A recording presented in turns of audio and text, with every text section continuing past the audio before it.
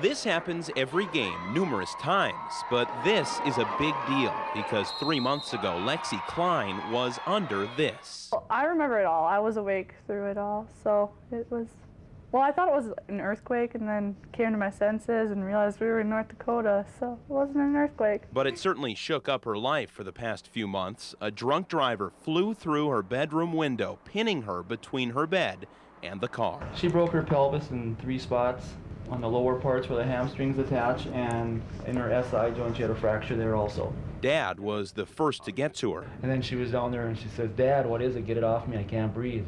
I mean, it wasn't really pain, it was just hard to breathe. It was like someone sitting on you, but like worse. He described it as a helpless feeling and obviously scary. It's pretty odd to hear your husband say, "Call 911, there's a car on top of Lexi," and so I was not really placing everything at the time. They worried the But car then I would went down shift and and do more harm to their then 15-year-old daughter. Thankfully, it did not. It stayed where it landed. And then the car came through there and it was like leaning across like that. Emergency crews worked to raise the car and free her broken body, which they did. As they left, she sent a sign that in a horrible moment brought comfort. The way of getting her telling us when she knew she was all right, they got some of the weight off of her and she could breathe fine. I used to coach her in basketball and all the little things. She put her thumbs up. She goes, "Put me in, coach, I'm ready to play." She yelled out, "Dad, Dad, put me in, coach, I'm ready to play."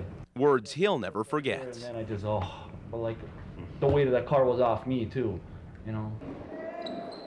Monday night, she was playing varsity basketball, even dumping in 10 points in a Lady Lion victory on her 16th birthday nonetheless.